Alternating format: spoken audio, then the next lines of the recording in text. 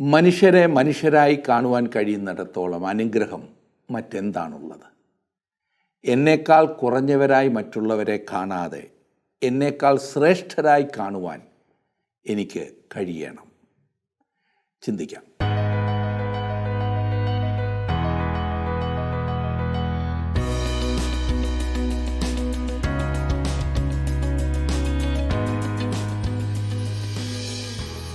അന്യോന്യം കീഴ്പ്പെട്ടിരിക്കുവാൻ ബൈബിൾ പഠിപ്പിക്കുന്നുണ്ട്. ആരെയും കീഴ്പ്പെടുത്തുവാൻ ബൈബിളിൽ പറഞ്ഞിട്ടില്ല. ഭാര്യമാർ ഭർത്താക്കന്മാർക്ക് കീഴ്പ്പെട്ടിരിക്കുവാൻ കൽപ്പനയുണ്ട്. ഭർത്താക്കന്മാർ അവരുടെ ഭാര്യമാരെ കീഴ്പ്പെടുത്തുവാൻ കൽപ്പനയില്ല. മറിച്ച് ഭാര്യമാരെ സ്നേഹിക്കുവാനായി കൽപ്പനയുണ്ട്. ദൈവം സകല മനുഷ്യരെയും തുല്യരായിട്ടാണ് സൃഷ്ടിച്ചത് എന്നോർക്കണം. മനുഷ്യൻ അവൻ്റെ സ്വാർത്ഥ താല്പര്യങ്ങൾക്കായി മറ്റുള്ളവരെ കീഴ്പ്പെടുത്തുവാൻ ശ്രമിക്കുന്നത് പൈശാചികമാകുന്നു. ഉയർന്ന പദവിയിൽ ഇരിക്കുന്നവർ തങ്ങളെക്കാൾ പദവി കുറഞ്ഞവരുടെ മേൽ സമ്മർദ്ദം ചെലുത്തി ആളാകാൻ ശ്രമിക്കുന്നത് തെറ്റാണ്. ആളുകൾ ഏത് വിധത്തിൽ നമ്മെ സംബോധന ചെയ്യണമെന്നും നമ്മെ കാണുമ്പോൾ എങ്ങനെ പെരുമാറണം എന്നുമെല്ലാം തീരുമാനിക്കുവാൻ ഓരോരുത്തർക്ക് സ്വാതന്ത്ര്യം നൽകുക. അവരുടെ മേൽ സമ്മർദ്ദം ചെലുത്തി അത് ചെയ്യിക്കരുത്, അവരെ കീഴ്പ്പെടുത്തരുത്. ഈ വിഷയത്തെക്കുറിച്ച് പൗലോസ് സംസാരിക്കുന്നത് നമുക്ക് ശ്രദ്ധിക്കാം. ഈ കീഴ്പ്പെടുത്തുവാൻ അല്ലെങ്കിൽ കീഴ്പ്പെടുവാനായിട്ടുള്ള മനോഭാവം എങ്ങനെ ഉണ്ടാകും എന്ന് പൗലോസ് നമ്മോട് സംസാരിക്കുന്നു. നാം കൊരിന്ത്യർക്ക് എഴുതിയ 1-ാം ലേഖനമാണല്ലോ പഠിച്ചുകൊണ്ടിരിക്കുന്നത്. 11-ാം അധ്യായത്തിൻ്റെ 4-ാം വാക്യം വരെ നാം പഠിച്ചു. ഇന്ന് 1 കൊരിന്ത്യർ 11-ാം അധ്യായത്തിൻ്റെ 5 മുതലുള്ള വാക്യങ്ങൾ നാം ഒരുമിച്ച് ചിന്തിക്കുവാൻ പോകുകയാണ്. ആ ഭാഗം എടുത്താട്ടെ. 1 കൊരിന്ത്യർ 11-ാം അധ്യായം 5-ാം വാക്യം.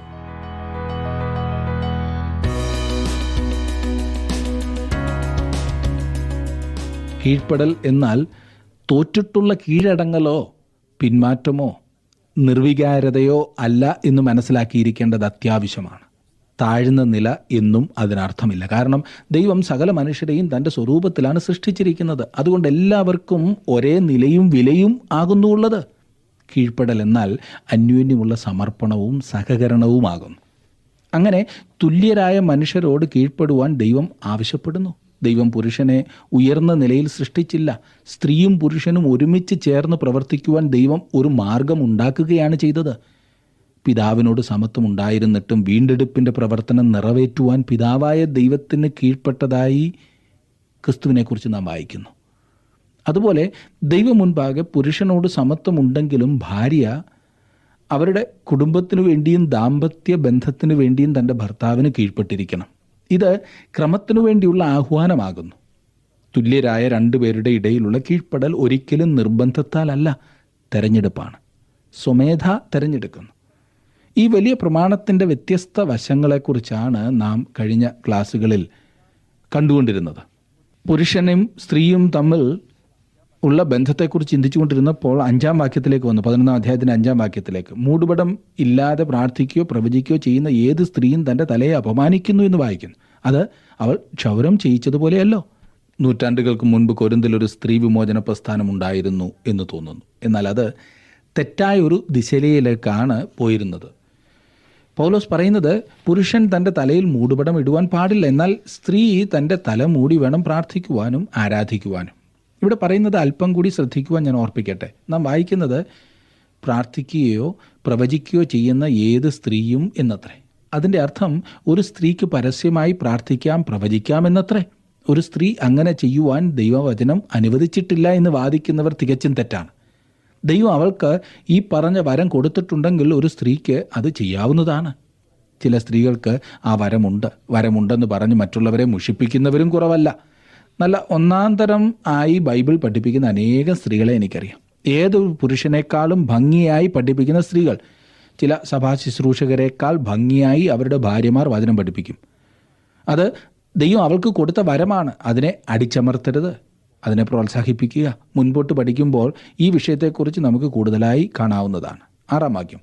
സ്ത്രീ മൂടുപടം ഇടുന്നില്ലെങ്കിൽ മുടി കത്തിരിച്ച് കളയട്ടെ. കത്തിരിക്കുന്നതോ ക്ഷൗരം ചെയ്യിക്കുന്നതോ സ്ത്രീക്ക് ലജ്ജയെങ്കിൽ മൂടുപടം ഇട്ടുകൊള്ളട്ടെ. ഈ ഭാഗത്തിന് കൊരിന്ത് പട്ടണത്തിന് മാത്രമായൊരു പ്രത്യേക പ്രയോഗം കാണാവുന്നതാണ്. കൊരിന്തിൽ മൂടുപടം ഇടാത്ത ഒരു സ്ത്രീയെ കണ്ടാൽ അവൾ ഒരു വേശ്യയായിരുന്നു. അവരിൽ അനേകരും തല ക്ഷൗരം ചെയ്തിരുന്നു. അഫ്രഡൈറ്റ് ദേവിയുടെ ക്ഷേത്രത്തിലെ കന്യകമാർ എന്നറിയപ്പെട്ടിരുന്ന ദേവദാസികളെല്ലാം തല മുണ്ഡനം ചെയ്തിരുന്നു. തലയിൽ മൂടുപടം ഇടാതിരുന്ന സ്ത്രീകൾ വേശ്യമാരായിരുന്നു. ഇങ്ങനെയുള്ള സാഹചര്യത്തിൽ കൊരിന്തിലെ ചില സ്ത്രീകൾ പറഞ്ഞിരിക്കുവാൻ ഇടയുണ്ട്, സകലത്തിനും എനിക്ക് കർത്തവ്യമുണ്ട്, അതുകൊണ്ട് ഞാൻ എൻ്റെ തല മൂടുവാൻ പോകുന്നില്ല എന്ന്. പൗലോസ് പറയുന്നത് അങ്ങനെ തല മൂടാതിരിക്കരുതെന്നാണ്. കാരണം മൂടുപടം എന്നുള്ളത് കീഴ്പ്പെടലിൻ്റെ ഒരു അടയാളമാകുന്നു. പുരുഷന് കീഴ്പ്പെടുന്നതല്ല, പിന്നെയോ ദൈവത്തിന് കീഴ്പ്പെടുക. ഇതിന് പ്രാദേശികമായ ഒരു ഉപയോഗമാണ് ഉണ്ടായിരുന്നത്. അതായത് ഈ പറഞ്ഞത് കൊരിന്തിലെ സ്ത്രീകളോടാണ്. ഇത് നമ്മുടെ കാലത്തിനും നമ്മുടെ സമൂഹത്തിനും ബാധകമാണോ? കാര്യമായി പറഞ്ഞാൽ ഒരു സ്ത്രീയുടെ വസ്ത്രധാരണത്തിനുള്ള നിയമങ്ങൾ അവളുടെ ശുശ്രൂഷയുമായി ബന്ധപ്പെട്ടുള്ളതാണ്. അവൾ നേതൃത്വം വഹിക്കുന്നവളെങ്കിൽ അവൾ തല മൂടി വേണം അത് ചെയ്യുവാൻ. ഇതേക്കുറിച്ച് മറ്റു ഭാഗങ്ങൾ കൂടുതൽ വിവരണം നൽകുന്നതാണ്. 1 തിമോത്തിയോസ് 2-ാം അധ്യായത്തിൻ്റെ 8 മുതൽ 10 വരെയുള്ള വാക്യങ്ങളിൽ, പിന്നെ 1 പത്രോസ് 3-ാം അധ്യായത്തിൻ്റെ 1-ാം വാക്യത്തിലും 3, 4, 7 വാക്യങ്ങളിൽ ഇവിടൊക്കെ ഇതേക്കുറിച്ചുള്ള വിശദീകരണം പറഞ്ഞിരിക്കുന്നത് നമുക്ക് കാണുവാനായിട്ട് സാധിക്കും. 7 മുതലുള്ള വാക്യങ്ങളിലേക്ക് വരുമ്പോൾ നാം കാണുന്നത്, പുരുഷൻ ദൈവത്തിൻ്റെ പ്രതിമയും തേജസ്സും ആകയാൽ മൂടുപടം ഇടേണ്ടതല്ല. സ്ത്രീയോ പുരുഷൻ്റെ തേജസ്സാകുന്നു. പുരുഷൻ സ്ത്രീയിൽ നിന്നല്ലല്ലോ, സ്ത്രീ പുരുഷനിൽ നിന്നത്രേ ഉണ്ടായത്. പുരുഷൻ സ്ത്രീക്കായിട്ടല്ല, സ്ത്രീ പുരുഷനായിട്ടല്ലോ സൃഷ്ടിക്കപ്പെട്ടത്. പുരുഷൻ്റെ ജീവിത പങ്കാളിയായി തുണയായി ഇരിക്കുക എന്നതാണ് ഒരു സ്ത്രീയുടെ സ്ഥാനം. പുരുഷൻ്റെ ഒരു ഭാഗമാകുന്നു സ്ത്രീ. ഏതെങ്കിലും ഒരു വ്യക്തിക്ക് ദൈവം കൊടുത്തിട്ടുള്ള പ്രത്യേക ജോലി തികയ്ക്കുവാൻ ദൈവം നൽകിയിട്ടുള്ള കൃപയാൽ അവിവാഹിതനായ കഴിയുന്ന ഒരു വ്യക്തി ഒഴിച്ചാൽ ഒരു സ്ത്രീയെ കൂടാതെ ഒരു പുരുഷനും പൂർണ്ണനാകുന്നില്ല. 10-ാം വാക്യം, ആകയാൽ സ്ത്രീക്ക് ദൂതന്മാർ നിമിത്തം തലമേൽ അധീനതാ ലക്ഷ്യം ഉണ്ടായിരിക്കണം. ഇവിടെ ദൂതന്മാരെക്കുറിച്ചുള്ള ഒരു സൂചന കാണുന്നു. എന്താണ് ഇവിടെ ഉദ്ദേശിച്ചിരിക്കുന്നത് എന്നെനിക്കറിയില്ല. ദൈവത്തിൻ്റെ സൃഷ്ടിക്കപ്പെട്ട സംരക്ഷകരാൽ നാം സൂക്ഷിക്കപ്പെടുന്നു എന്ന ആശയമാകുന്നു ഇവിടെ ഉള്ളതെന്നത്രേ എൻ്റെ അഭിപ്രായം. ഈ ചെറിയ ലോകത്തിൽ നാം ഒരു വേദിയിലാണ്. ദൈവത്തിൻ്റെ സൃഷ്ടിക്കപ്പെട്ട സംരക്ഷകർ നമ്മെ കാത്തുകൊണ്ടിരിക്കുന്നു. നാം ദൈവസ്നേഹത്തിന് യോഗ്യരല്ല എന്നറിയാമായിരുന്നിട്ടും ദൈവം നമ്മെ സ്നേഹിക്കുന്നു. മനുഷ്യനോടുള്ള ദൈവത്തിൻ്റെ സ്നേഹവും ക്ഷമയും കണ്ട് ദൂതന്മാർ അത്ഭുത പരതന്ത്രരായിരിക്കുകയാണ്. വിശുദ്ധന്മാരുടെ സഭകളിൽ ദൂതന്മാരുടെ സാന്നിധ്യമുണ്ടെന്ന് പറയുന്നു. ദൂതന്മാർ വിശുദ്ധന്മാരുടെ സേവകാത്മാക്കളാണ്. ദൈവത്തിൻ്റെ ജ്ഞാനം ദൂതഗണത്തിന് സഭ മുഖാന്തരം അറിയാൻ ഇടവരുന്നു. എഫെസ്യ ലേഖനം 3-ാം അധ്യായത്തിൻ്റെ 10-11 വാക്യങ്ങൾ. സെറാഫുകൾ ദൈവസന്നിധിയിൽ ശുശ്രൂഷിക്കുന്നത് വിനീതരായിട്ടാണ്. യെശയ്യാപ്രവചനം 6:2. ഈ കാരണങ്ങളാൽ സഭായോഗത്തിൽ സ്ത്രീ കീഴ്പ്പെട്ടിരിക്കുന്നതിൻ്റെ തെളിവായി മൂടുപടം വേണം. യഹൂദന്മാരുടെ വിവാഹ ചടങ്ങിൽ മണവാളൻ മണവാട്ടിയുടെ മൂടുപടം അവൻ്റെ തോളിലെടുത്ത് ഇടുന്നു. മേലാൽ അവൻ അവളുടെ മേൽ അധികാരമുള്ളവനെന്ന് തെളിയിക്കുകയാണ്. 11-ാം വാക്യം, എന്നാൽ കർത്താവിൽ പുരുഷനെ കൂടാതെ സ്ത്രീയുമില്ല, സ്ത്രീയെ കൂടാതെ പുരുഷനുമില്ല.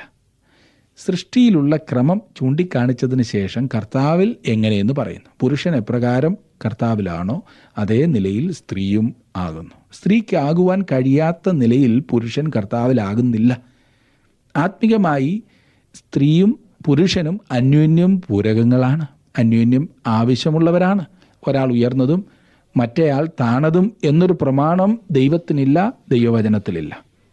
12-ാം വാക്യം, സ്ത്രീ പുരുഷനിൽ നിന്നുണ്ടായതുപോലെ പുരുഷനും സ്ത്രീ മുഖാന്തരം ഉളവാകുന്നു. എന്നാൽ സകലത്തിനും ദൈവം കാരണഭൂതൻ. അവർ അന്യോന്യം വേർപെടുത്തുവാൻ കഴിയാത്തതുപോലെയാകുന്നു. പുരുഷൻ ഒരു ഗോളമല്ല, അർദ്ധഗോളമത്രേ. സ്ത്രീയും ഒരു ഗോളമല്ല, പിന്നെയോ ഒരു അർദ്ധഗോളം. പുരുഷനോ സ്ത്രീയോ തങ്ങളുടെ വർഗത്തിൻ്റെ വിമോചനത്തെക്കുറിച്ച് പ്രസംഗിക്കുന്നത് അർത്ഥശൂന്യമാണ്. പുരുഷനും സ്ത്രീയും അവർ ദൈവം ആഗ്രഹിക്കുന്ന നിലയിലാകണം.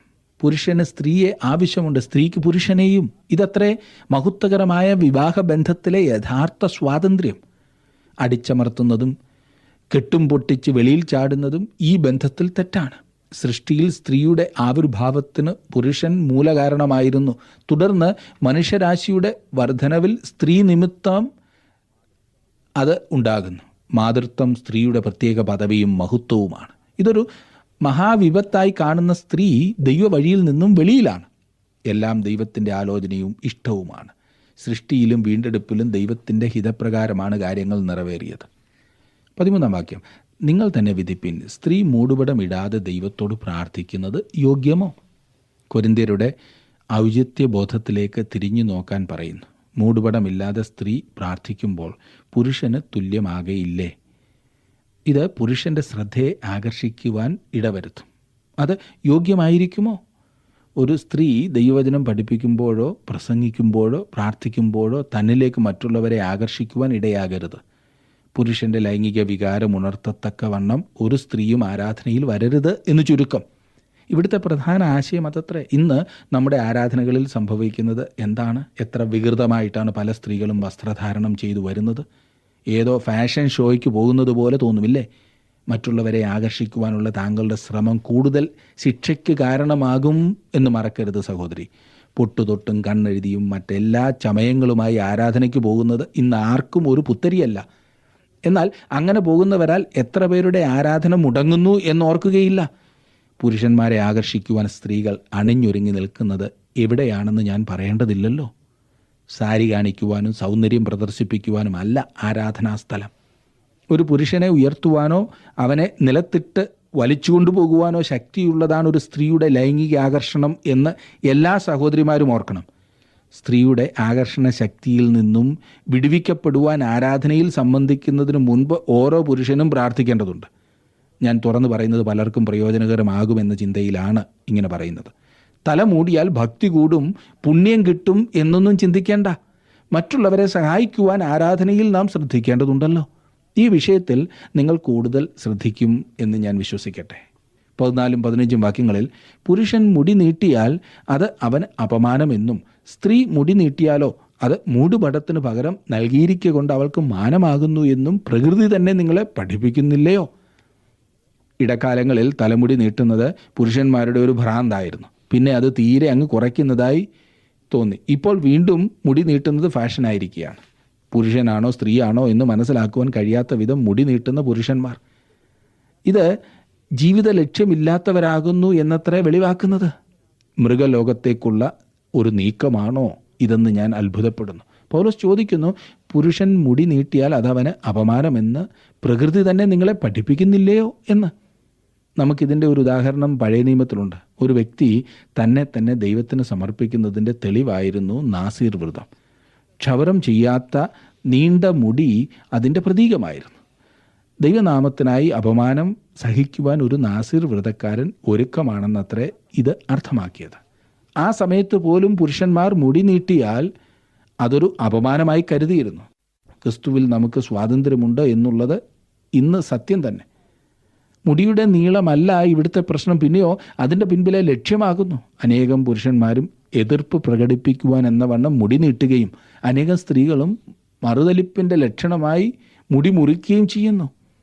നമ്മുടെ ധാർമ്മിക മൂല്യങ്ങൾ തലകീഴായി മറിഞ്ഞിരിക്കുകയാണ്. ഏതെങ്കിലും ഒരു ദിശയിൽ അങ്ങേയറ്റം ആകുന്ന അപകടം ഉണ്ടെന്ന് മറക്കരുത്. അതൊരു തീവ്രവാദം തന്നെയാണ്. ഏതെങ്കിലും ഒരു ദിശയിലേക്ക് കൂടിപ്പോകുന്ന ആ അനുഭവം അത് തെറ്റാണെന്ന് ഓർക്കണം. താങ്കളുടെ വിലപ്പെട്ട നിർദ്ദേശങ്ങളും അഭിപ്രായങ്ങളും പ്രാർത്ഥനാ വിഷയങ്ങളും ഇന്ന് തന്നെ ഞങ്ങളെ വിളിച്ചറിയിക്കുക. വിളിക്കേണ്ട നമ്പർ 8281384455.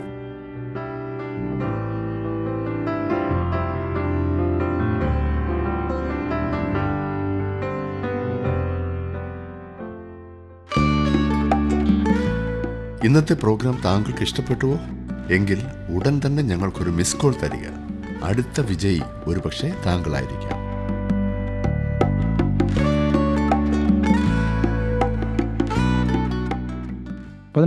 ഒരുത്തൻ തർക്കിപ്പാൻ ഭാവിച്ചാൽ അങ്ങനെയുള്ള മര്യാദ ഞങ്ങൾക്കില്ല, ദൈവസഭകൾക്കുമില്ല എന്നോർക്കട്ടെ.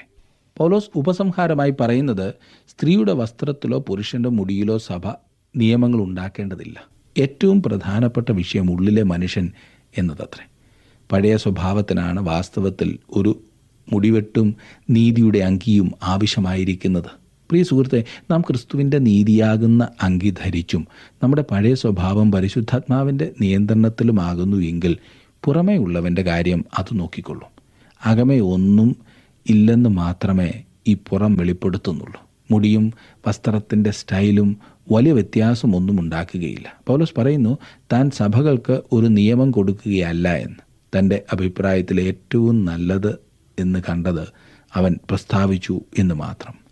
തുടർന്ന് നാം പുതിയൊരു വിഷയത്തിലേക്ക് പ്രവേശിക്കുകയാണ്. ഒരറ്റത്തു നിന്നും മറ്റേ അറ്റത്തേക്ക് പോകുന്ന പ്രതീതിയാണ് ഇവിടെ എന്ന് തോന്നുന്നു. മുടിയെയും വസ്ത്രധാരണത്തെയും കുറിച്ച് പറഞ്ഞിട്ട് പെട്ടെന്ന് തിരുവത്താഴത്തിലേക്ക് പ്രവേശിക്കുന്നു. ദൈവവുമായുള്ള നമ്മുടെ ബന്ധത്തിലെ ഏറ്റവും ഭാവനമായ ഭാഗം ഇതായിരിക്കുമെന്നത്രേ ഞാൻ കരുതുന്നത്. നമ്മുടെ സഭകളിലൊക്കെ ഇന്ന് വളരെയേറെ തെറ്റിദ്ധരിക്കപ്പെട്ടിട്ടുള്ള ഒന്നാകുന്നു കർത്തൃമേശ എന്ന കാര്യത്തിൽ സംശയമില്ല. തന്മൂലം ഇന്ന് പല സ്ഥലങ്ങളിലും കർത്തൃമേശ ആചരിക്കുന്നത് ഒരു ദൈവദൂഷണമായി മാറിയിരിക്കുന്നു. പൗലോസ് ഈ ഭാഗത്ത് പറയുവാൻ പോകുന്നത് തിരുവത്താഴം നാം ആചരിക്കുന്ന വിധത്താൽ ദൈവം നമ്മെ ന്യായം വിധിക്കുന്നു എന്നത്രേ. വാസ്തവത്തിൽ തിരുവത്താഴം ആചരിച്ച വിധത്താൽ കൊരിന്ത്യരിൽ ചിലർ രോഗികളായി, മറ്റു ചിലർ മരിച്ചു എന്ന് നാം കാണുന്നു. അവർ ക്രിസ്തുവിൻ്റെ ശരീരത്തെ വിവേചിച്ചില്ല. ഇന്ന് നാം ക്രിസ്തുവിൻ്റെ ശരീരത്തെ വിവേചിക്കുന്നുവോ എന്ന് ഞാൻ ആശ്ചര്യപ്പെടുന്നു. തിരുവത്താഴത്തിൻ്റെ വിധം വളരെ കർശനമായി പാലിക്കണം എന്ന് നമ്മിൽ അനേകർക്കും നിർബന്ധമുണ്ട്. ആ ആചാരത്തിൻ്റെ എല്ലാ വിശദാംശങ്ങളും നാം ശ്രദ്ധിക്കും. എന്നാൽ നാം വാസ്തവത്തിൽ കർത്തൃമേശയിൽ, അതെ കുർബാനയിൽ ക്രിസ്തുവിൻ്റെ ശരീരത്തെ വിവേചിക്കാറുണ്ടോ? അതിൻ്റെ യഥാർത്ഥ അർത്ഥത്തിൽ നാം അതിനെ ഗ്രഹിക്കാറുണ്ടോ? അനേകർക്കും ഇതൊരു ചടങ്ങ് മാത്രമാണ്. മറക്കരുത്, ചടങ്ങ് കൊണ്ട് നമുക്കൊരു ഗുണവും ഉണ്ടാകുകയില്ല. തിരുവത്താഴത്തിൻ്റെ യഥാർത്ഥ അർത്ഥം എന്തെന്ന് തുടർന്ന് നാം പഠിക്കേണ്ടതാണ്. ക്രിസ്തീയ ആരാധനയുടെ മഹത്തായ ആവിഷ്കരണവും വിശുദ്ധമായ അനുഷ്ഠാനവും കർത്താവിൻ്റെ അത്താഴമാകുന്നു. കൊരിന്തിൽ ഇത് വളരെ താണ ഒരു മതേതര ആചാരമായി മാറി. അതായത് ഈ ആചാരത്തെ കൊണ്ട് ദൈവദൂഷണം പറയുന്ന ഒരു നിലവാരത്തിലേക്ക് ഇറങ്ങി. കൊരിന്ത്യരുടെ ജഡീകത്വത്തെ കാണിക്കുന്ന ഒരു ഭാഗമാണിത് എന്ന് പറയേണ്ടതില്ലല്ലോ. നല്ല നല്ല ആചാരങ്ങൾ തെറ്റായ വിധത്തിൽ ഉപയോഗിച്ചാൽ ഉണ്ടാകാവുന്ന വിപത്തിൻ്റെ ഒരു ഉത്തമ ഉദാഹരണമാണ് കൊരിന്ത്യ സഭയിലെ തിരുവത്താഴ ആചരണം. 4 സുവിശേഷങ്ങളിൽ 3 കർത്താവിൻ്റെ അത്താഴത്തെക്കുറിച്ച് രേഖപ്പെടുത്തിയിരിക്കുന്നു. അത് ഈ ലേഖനത്തിലും രേഖപ്പെടുത്തിയിരിക്കുന്നു. ഇതുമായി ബന്ധപ്പെടുത്തിയ ഒരു കാര്യം ഞാൻ പറയുവാൻ ആഗ്രഹിക്കുന്നത് എന്തെന്നാൽ, കർത്താവിൻ്റെ ജന്മദിനം ആചരിക്കുവാൻ തിരുവചനത്തിൽ എങ്ങും കൽപ്പിച്ചിട്ടില്ല. എന്നാൽ തൻ്റെ സ്വന്തമായവർ അവൻ്റെ മരണത്തെ കൊണ്ടാടണമെന്ന് കൽപ്പിച്ചിട്ടുണ്ട്. അവൻ്റെ സ്വന്തമായി തീർന്നവർക്ക് മാത്രമേ അത് സാധിക്കൂ എന്ന് ഓർക്കണം. അല്ലാത്തവർക്ക് ഇത് അർത്ഥമില്ലാത്ത ഒരു ചടങ്ങ് മാത്രമാണ്. കർത്താവിൻ്റെ അത്താഴത്തിന് പൗലോസ് വളരെയേറെ പ്രാധാന്യം കൊടുത്തു എന്ന് കാണുന്നു. 23-ാം വാക്യത്തിൽ, 11-ാം അധ്യായത്തിൻ്റെ 23-ാം വാക്യത്തിൽ പൗലോസ് പറയുന്നത്, ഞാൻ കർത്താവിങ്കൽ നിന്ന് പ്രാപിക്കുകയും നിങ്ങൾ കേൾപ്പിക്കുകയും ചെയ്തത് എന്തെന്നാൽ, കർത്താവായ യേശുവിനെ കാണിച്ചു കൊടുത്ത രാത്രിയിൽ അവൻ അപ്പമെടുത്ത് സ്തോത്രം ചൊല്ലി നുറുക്കി. നേരിട്ടുള്ള വെളിപ്പാടിനാൽ പൗലോസ് പ്രാപിച്ചതാണിത്. 1 കൊരിന്ത്യർ 15-3 മുതൽ 5 വരെയുള്ള വാക്യങ്ങളിൽ നാം വായിക്കുന്നത്, ക്രിസ്തു നമ്മുടെ പാപങ്ങൾക്ക് വേണ്ടി തിരുവെഴുത്തുകളിൻ പ്രകാരം മരിച്ചു, അടക്കപ്പെട്ടു, തിരുവെഴുത്തുകളിൻ പ്രകാരം 3-ാം നാൾ ഉയർത്തെഴുന്നേറ്റ് കേഭാവിനും പിന്നെ 12 പ്രത്യക്ഷനായി എന്നിങ്ങനെ ഞാൻ ഗ്രഹിച്ചത് തന്നെ നിങ്ങൾക്ക് ആദ്യമായി ഏൽപ്പിച്ചു തന്നുവല്ലോ. സുവിശേഷവും കർത്താവിൻ്റെ അത്താഴത്തെക്കുറിച്ചും നേരിട്ടുള്ള ഒരു വെളിപ്പാടാണ് പൗലോസിന് ലഭിച്ചത്. ഇത് സംബന്ധിച്ച് പ്രത്യേക നിർദ്ദേശങ്ങൾ കർത്താവ് പൗലോസിന് നൽകി. ഒരു കാര്യം ഓർക്കണം, കർത്താവ് മാളികമുറിയിൽ തിരുവത്താഴത്തെക്കുറിച്ചുള്ള നിർദ്ദേശങ്ങൾ നൽകിയ സമയത്ത് പൗലോസ് അവിടെ ഉണ്ടായിരുന്നില്ല. പൗലോസ് കൊരിന്തിലെ സഭയോട് പറയുന്നതും നമ്മുടെ ഇന്നത്തെ തിരുവത്താഴ ആചരണവും തമ്മിലുള്ള ബന്ധം മനസ്സിലാക്കുവാൻ പ്രയാസമാകുന്നു എന്ന കാര്യം ഞാൻ സമ്മതിക്കുന്നു. ഇവ തമ്മിലുള്ള സാമ്യം അത്ര കൃത്യമായി പറയുക പ്രയാസമാണ്. കാരണം സാഹചര്യങ്ങൾ വ്യത്യസ്തമായിരുന്നു. ആ കാലങ്ങളിൽ തിരുവത്താഴത്തെ തുടർന്ന് ഒരു സമൂഹ സദ്യ സാധാരണയായിരുന്നു. ഇതൊരു പക്ഷേ ഭവനങ്ങളിൽ ആയിരുന്നിരിക്കണം ആചരിച്ചിരുന്നത്. മാത്രമല്ല എല്ലാ ദിവസവും ആചരിച്ചു വന്നിരിക്കണം. അപ്പോസ്തലപ്രവൃത്തികളുടെ പുസ്തകം 2-ാം അധ്യായത്തിൻ്റെ 46-47 വാക്യങ്ങളിൽ നാം വായിക്കുന്നത്, ഒരുമനപ്പെട്ട് ദിനം പ്രതി ദേവാലയത്തിൽ കൂടി വരികയും വീട്ടിൽ അപ്പം നുറുക്കിക്കൊണ്ട് ഉല്ലാസവും ഹൃദയപരമാർത്ഥതയും പൂണ്ട് ഭക്ഷണം കഴിക്കുകയും ദൈവത്തെ സ്തുതിക്കുകയും സകല ജനത്തിൻ്റെയും കൃപ അനുഭവിക്കുകയും ചെയ്തു. കർത്താവ് രക്ഷിക്കപ്പെടുന്നവരെ ദിനം പ്രതി സഭയോട് ചേർത്തുകൊണ്ടിരുന്നു. തിരുവത്താഴത്തോടനുബന്ധിച്ച് കൊരിന്തിലെ സഭയിൽ ഒരു സദ്യ ഉണ്ടായിരുന്നു. മാളികമുറിയിൽ അന്ന് ആഘോഷിച്ച പെസഹയും അതുപോലെയായിരുന്നു. പെസഹ അത്താഴം ആചരിച്ചതിന് ശേഷം നമ്മുടെ കർത്താവ് അപ്പമെടുത്ത് നുറുക്കി. അതെ, മാഞ്ഞു പോയിക്കൊണ്ടിരുന്ന ഒരു പെരുന്നാളിൽ കർത്താവ് പുതുതൊന്നാരംഭിച്ചു. അസ്തമിച്ചു കഴിഞ്ഞ ആ ആഘോഷത്തിൻ്റെ ചാരത്തിന്മേൽ കർത്താവ് പുതിയൊരു സ്മാരകം പടുത്തുയർത്തി. മാർബിൾ കൊണ്ടോ പിത്തള കൊണ്ടോ അല്ല, പിന്നെയോ ലളിതമായ ആഹാര പദാർത്ഥങ്ങൾ കൊണ്ട്. ഒരുമിച്ചൊന്ന് കൂടി ആഹാരം കഴിക്കുന്ന പതിവ് ഇന്നും നമ്മുടെ ഇടയിൽ കാണാറുണ്ടല്ലോ. സഭകളിൽ, ക്ലബ്ബുകളിൽ ഒരു കമ്പനിയിൽ പ്രവർത്തിക്കുന്നവർ ഒരുമിച്ച് കൂടി ഒരു നേരത്തെ ആഹാരം ഒരുമിച്ച് കഴിക്കുകയും സമയം ചെലവഴിക്കുകയും ചെയ്യുന്നു. സഭയായി ഇങ്ങനെ സദ്യകൾ നടത്തുന്നതിനെ അനേകരും വിമർശിക്കാറുണ്ട്. ഞാനും വിമർശിക്കാറുണ്ട് കേട്ടോ. ഞാൻ വിമർശിക്കുന്നത് ഇങ്ങനെയുള്ള കൂടിവരവുകളിൽ പുറമേയുള്ള മനുഷ്യന് മാത്രം പ്രാധാന്യം കൊടുക്കുന്നു എന്നതിനാലാണ്. ആദിമസഭയിൽ അവർക്ക് ഈ സദ്യ കൂട്ടായ്മയ്ക്കായിട്ടായിരുന്നു. അവർ അതിനെ അഗാപ്പേ എന്നോ സ്നേഹസദ്യ എന്നോ ഒക്കെ വിളിച്ചിരുന്നു. സഭയുടെ കൂട്ടായ്മയുടെ ഒരു ഭാഗമായിരുന്നു ഇത്. ആ കാലത്ത് സാമൂഹ്യമായുള്ള ഒത്തുചേരൽ തിരുവത്താഴത്തിലേക്ക് നയിക്കുകയുണ്ടായി. അത് പ്രത്യേകം ആചരിച്ചിരുന്നെങ്കിൽ തന്നെ തിരുവത്താഴത്തിന് ശേഷം എപ്പോഴും ഈ പറഞ്ഞ സ്നേഹസദ്യകൾ ഉണ്ടായിരുന്നു. പിന്നീട് ഈ സദ്യകൾ തിരുവത്താഴത്തെ തുടർന്ന് നടത്താതെ വന്നു. ഇന്ന് കാണുന്നത് പോലെ മാത്രം അവ ആചരിച്ചു വന്നു. ഇന്ന് തിരുവത്താഴത്തിന് ശേഷം നമുക്ക് സ്നേഹസദ്യകളില്ലല്ലോ. അങ്ങനെ വേർപെടുത്തിയതിനാൽ കൊരിന്ത്യൻ സഭയിൽ ഈ ആചാരത്തിലുണ്ടായിരുന്ന മോശമായ സാഹചര്യത്തെ നാം അനുകരിക്കുന്നില്ല. എന്നാൽ ഈ ഭാഗത്തു നിന്നും ഏതാനും പാഠങ്ങൾ നമുക്ക് പഠിക്കുവാൻ കഴിയും. 17-ാം വാക്യത്തിൽ നാം വായിക്കുന്നു, ഇനി ആജ്ഞാപിപ്പാൻ പോകുന്നതിൽ ഞാൻ നിങ്ങളെ പുകഴ്ത്തുന്നില്ല. നിങ്ങൾ കൂടി വരുന്നതിനാൽ നന്മയ്ക്കല്ല തിന്മയ്ക്കത്രേ ഇടയാകുന്നത്. പൗലോസ് അറിഞ്ഞ ഒരു കാര്യത്തിന് അവരെ ശാസിക്കുന്നു. 2-ാം വാക്യത്തിൽ പുകഴ്ത്തുന്നു എന്ന് പറഞ്ഞിട്ട് ഇവിടെ പുകഴ്ത്തുന്നില്ല എന്നും പറയുന്നു. അവർ ആരാധനയ്ക്കായി കൂടി വന്നപ്പോഴുണ്ടായ ക്രമക്കേടുകളുടെ വെളിച്ചത്തിലാണ് പുകഴ്ത്തുന്നില്ല എന്ന് പറയുന്നത്. ദൈവജനത്തിൻ്റെ കൂടിവരവുകളെല്ലാം അനുഗ്രഹത്തിന് മുഖാന്തരമായി തീരണം. ഇവിടെ പൗലോസ് അവരോട് ആജ്ഞാപിക്കുകയാണ്.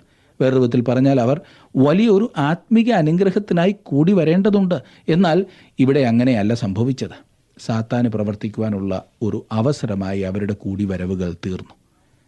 18-ാം വാക്യം, ഒന്നാമത് നിങ്ങൾ സഭ കൂടുമ്പോൾ നിങ്ങളുടെ ഇടയിൽ ഭിന്നതയുണ്ടെന്ന് ഞാൻ കേൾക്കുന്നു. ഏതാനും വിശ്വസിക്കുകയും ചെയ്യുന്നു. അവർ കൂടി വന്നിരുന്ന കെട്ടിടത്തെക്കുറിച്ചല്ല പൗലോസ് പരാമർശിക്കുന്നത് എന്നറിയാമല്ലോ. നമ്മുടെ ഭാഷയിൽ പള്ളി അല്ല ഇവിടുത്തെ സഭ. വിശ്വാസികൾ ഒരുമിച്ച് കൂടി വരുന്നതിനെക്കുറിച്ചാണ് പൗലോസ് സംസാരിക്കുന്നത്. അതത്രേ സഭ.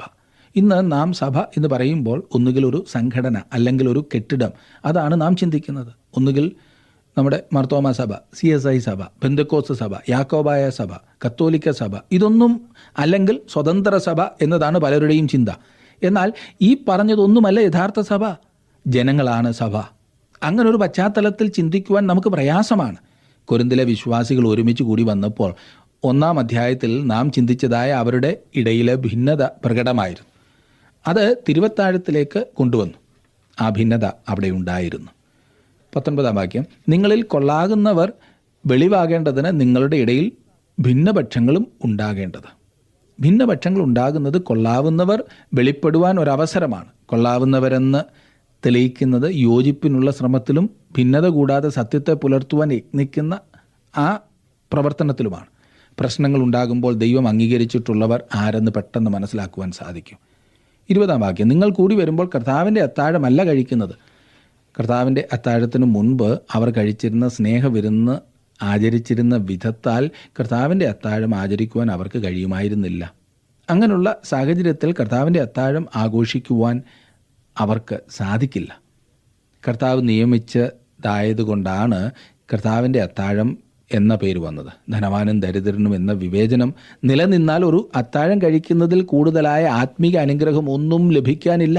കർത്താവിൻ്റെ അത്താഴമായിരുന്നെങ്കിൽ ധനവാനും ദരിദ്രനും ഒരുപോലെ അവൻ്റെ മേശയിൽ അതിഥികളായിരിക്കണം. 21-ാം വാക്യം, ഭക്ഷണം കഴിക്കയിൽ ഓരോരുത്തൻ താൻ്റെ അത്താഴം മുമ്പേ കഴിക്കുന്നു. അങ്ങനെ ഒരുവൻ വിശന്നും മറ്റൊരുവൻ ലഹരി പിടിച്ചുമിരിക്കുന്നു. എത്ര മോശമായൊരു സാഹചര്യമില്ലേ? ആരെങ്കിലും പാവപ്പെട്ട ഒരുവൻ അത്താഴത്തിന് വരും, എന്നാൽ അവന് സ്വന്തമായി ഒന്നും കൊണ്ടുവരുവാൻ ഇല്ലായിരുന്നിരിക്കും. അത്രമാത്രം ദരിദ്രനായിരുന്നു അവൻ വിശന്ന് വലഞ്ഞാണ് വന്നിരിക്കുന്നത്. അല്പം മരച്ചീനി പുഴുങ്ങിയതുപോലും അവനില്ലായിരുന്നു. എന്നാൽ ആ അവസരത്തിൽ അവൻ അടുത്തിരിക്കുന്ന പണക്കാരൻ കരിമീൻ പൊരിച്ചതും കോഴി വറുത്തതും അങ്ങനെ വില കൂടിയ വിഭവങ്ങളാണ് കൊണ്ടുവന്നിരിക്കുന്നത്. എന്നാൽ ഈ വിശന്നിരിക്കുന്ന പാവത്തിന് എന്തെങ്കിലും കൊടുക്കുക, അത് ചെയ്യില്ല. കൂട്ടായ്മ തകർന്നിരിക്കുകയാണ്. ഇതുപോലുള്ള ഒരു സാഹചര്യത്തിൽ കൂട്ടായ്മ എന്നൊന്നേ ഇല്ല. സ്നേഹസദ്യ അങ്ങനെ സ്നേഹമില്ലാത്ത സദ്യയായി. അതുമാത്രമല്ല, അവിടെ വേറെ ചില കാര്യങ്ങൾ കൂടി ഉണ്ടായിരുന്നു. 22-ാം വാക്യം, തിന്നുവാനും കുടിപ്പാനും നിങ്ങൾക്ക് വീടുകളില്ലയോ? അല്ല, ദൈവത്തിൻ്റെ സഭയെ നിങ്ങൾ തുച്ഛീകരിച്ച് ഇല്ലാത്തവരെ ലജ്ജിപ്പിക്കുന്നുവോ? നിങ്ങളോട് എന്തു പറയേണ്ടു? നിങ്ങളെ പുകഴ്ത്തുകയോ? ഇതിൽ ഞാൻ നിങ്ങളെ പുകഴ്ത്തുന്നില്ല. യഥാർത്ഥ കൂട്ടായ്മയായി പങ്കുവയ്ക്കുവാൻ അവർ ആഗ്രഹിക്കുന്നില്ല. എങ്കിൽ അവർ തങ്ങളുടെ വീടുകളിലിരുന്ന് കഴിക്കുകയാണ് വേണ്ടതെന്നത്ര പൗലോസ് പറയുന്നത്. അവർ ഇപ്പോൾ ചെയ്യുന്നത് സഭയെ തകർക്കുന്ന പണിയാണ്, സഭയെ ഛിന്നഭിന്നമാക്കുന്ന വേല. ഈ സ്നേഹവിരുന്നുകളിൽ ചിലർ വാസ്തവത്തിൽ ലഹരി പിടിച്ചിരിക്കുകയാണ്. ക്രിസ്തുവിൻ്റെ മരണത്തെ ഓർക്കുവാൻ കഴിയുന്ന ഒരു അവസ്ഥയിലൊന്നുമല്ല അവർ. അതൊക്കെ ആകെ കുഴഞ്ഞു മറിഞ്ഞ അവസ്ഥയിലാണ് അവർക്ക്. വീണ്ടും പൗലോസ് ചോദിക്കുന്നത്, ഇതിൽ ഞാൻ നിങ്ങളെ പുകഴ്ത്തണമോ? ഞാൻ നിങ്ങളെ പുകഴ്ത്തുന്നില്ല എന്ന് പറയുന്നു. പുകഴ്ത്താതിരിക്കാനുള്ള കാരണങ്ങളാണ് പിന്നീട് പറയുന്നത്. ഞാൻ കർത്താവിങ്കിൽ നിന്ന് പ്രാപിക്കുകയും നിങ്ങൾ കേൾപ്പിക്കുകയും ചെയ്തതെന്തെന്നാൽ, കർത്താവായ യേശുവിനെ കാണിച്ചു കൊടുത്ത രാത്രിയിൽ അവൻ അപ്പമെടുത്ത് സ്തോത്രം ചൊല്ലി നുറുക്കി. യേശു കർത്താവ് ചെയ്തതുപോലെ തന്നെ കർത്താവിൻ്റെ അത്താഴം ആചരിക്കണമെന്ന് ചിലപ്പോൾ ആളുകൾ നിർബന്ധം പിടിക്കുന്നത് കണ്ടിട്ടില്ലേ? എന്നിട്ട് അവർ തന്നെ രാവിലെ 9:30 മണിക്കുള്ള ആരാധനയിൽ തിരുവത്താഴം ആചരിക്കും. കർത്താവ് ആചരിച്ചതുപോലെ തന്നെ അത് ആചരിക്കണമെങ്കിൽ അത് രാത്രിയിലായിരിക്കണമില്ലേ? പെസഹ അത്താഴം കഴിക്കുവാൻ അവർ പോയത് രാത്രിയിലായിരുന്നു. ആ അത്താഴത്തിലാണ് കർത്താവ് തിരുവത്താഴം സ്ഥാപിച്ചത്. തന്നെ ഒറ്റിക്കൊടുത്ത അതേ രാത്രിയിലാണ് യേശു ഈ നിയമം നൽകിയത്. ആ അത്താഴത്തിൽ വെച്ച് അവൻ അപ്പമെടുത്തു. മാളികമുറിയിൽ വെച്ച് കർത്താവ് തിരുവത്താഴ ശുശ്രൂഷ ആചരിക്കുന്നതിന് ശിഷ്യന്മാർക്ക് കൽപ്പന കൊടുത്തപ്പോൾ പൗലോസ് അവിടെ ഉണ്ടായിരുന്നില്ല. എന്നാൽ തനിക്ക് കർത്താവിൽ നിന്ന് ഇത് സംബന്ധിച്ചൊരു വെളിപ്പാട് ലഭിച്ചതായി പൗലോസ് അവകാശപ്പെടുന്നു. ഇതുപോലെ പലതും നേരിട്ടുള്ള വെളിപ്പാടായിരുന്നു പൗലോസിന്. സ്നേഹമില്ലായ്മയുടെയും ചതിവിൻ്റെയും നന്ദികേടിൻ്റെയും പ്രതീകമായി ഒരു ശിഷ്യൻ മാറിയ ആ ഘട്ടത്തിൽ തന്നെ ഓർക്കുന്നതിന് കോടിക്കണക്കിന് ശിഷ്യന്മാരുണ്ടാകാൻ പോകുന്നതിൻ്റെ പ്രവചനമായും കർത്താവ് ഇത് സ്ഥാപിച്ചു. ഇത്ര ഗൗരവമായൊരു അന്തരീക്ഷത്തിലാണ് കർത്തൃമേശ നിയമിച്ചതെന്ന് പറയുന്നത് കൊരിന്ത്യർ അതിനെ ലാഘവ ബുദ്ധിയോടെ കൈകാര്യം ചെയ്തതിൻ്റെ ഗുരുതരമായ സ്വഭാവം കാണിക്കുകയാണ്. 24 വാക്യം കൂടി ഞാൻ വായിക്കട്ടെ. സ്തോത്രം ചൊല്ലി നുറുക്കി, ഇത് നിങ്ങൾക്ക് വേണ്ടിയുള്ള എൻ്റെ ശരീരം, എൻ്റെ ഓർമ്മയ്ക്കായി ഇത് ചെയ്യുവീൻ എന്ന് പറഞ്ഞു. ഈ അത്താഴത്തിൻ്റെ ലാളിത്യവും പാവനതയും മഹത്വവും ഒക്കെ വളരെയാണ്. ഇവിടെ നാം വായിക്കുന്നത് സ്തോത്രം ചൊല്ലി എന്നത്രേ. അതെ, മാളികമുറിയിൽ ക്രൂശിൻ്റെ നിഴൽ തൂങ്ങിക്കിടന്നിരുന്ന ആ രാത്രിയിൽ അവൻ സ്തോത്രം ചൊല്ലി, അവൻ നന്ദി പറഞ്ഞു. പാപം മാളികമുറിയുടെ വാതിൽക്കൽ മുട്ടിക്കൊണ്ടിരുന്നു, ക്രിസ്തുവിൻ്റെ ജീവന് വേണ്ടിയുള്ള ആക്രമം. എന്നാൽ അവൻ നന്ദി അർപ്പിച്ചു, അവൻ ദൈവത്തിന് സ്തോത്രം ചൊല്ലി. തുടർന്ന് അവനത് നുറുക്കി. അവൻ്റെ ശരീരം നമുക്കായി നുറുക്കപ്പെട്ടു. ഇത് പങ്കുവെക്കേണ്ടതാകുന്നു എന്ന അർത്ഥം കൂടി ഇവിടെ വരുന്നു. എത്ര അർത്ഥവത്തായ ഒരു ഓർമ്മയാകുന്നു തിരുവത്താഴത്തിൽ നമുക്ക് ലഭിക്കുന്നത്. എത്ര മനോഹരമായിട്ടാണ് വിശുദ്ധ പൗലോസ് അത് വിവരിച്ചത്. നാം ഓരോ ആഴ്ചയും അല്ലെങ്കിൽ നിങ്ങൾ ഉൾപ്പെട്ടു നിൽക്കുന്ന സഭയിൽ അത് നൽകുമ്പോഴൊക്കെ സ്വീകരിക്കുമ്പോൾ ഈ ഓർമ്മയിലാണോ ചെയ്യുന്നത് എന്ന് നമ്മെ തന്നെ ഒന്ന് പരിശോധിക്കുവാൻ സാധിക്കട്ടെ. ഇന്നത്തെ ഈ ക്ലാസ്സിൽ പങ്കെടുത്ത എല്ലാവർക്കും നന്ദി. നിങ്ങളുടെ വിലപ്പെട്ട സമയം അതിനുവേണ്ടി നിങ്ങൾ മാറ്റിവെക്കുന്നതിന് പ്രത്യേകം നന്ദി. ഞങ്ങളുമായി ബന്ധപ്പെടുവാൻ മറക്കരുത്. ദൈവം നിങ്ങളെ സമൃദ്ധിയായിട്ട് അനുഗ്രഹിക്കട്ടെ. നമുക്ക് വീണ്ടും കാണാം.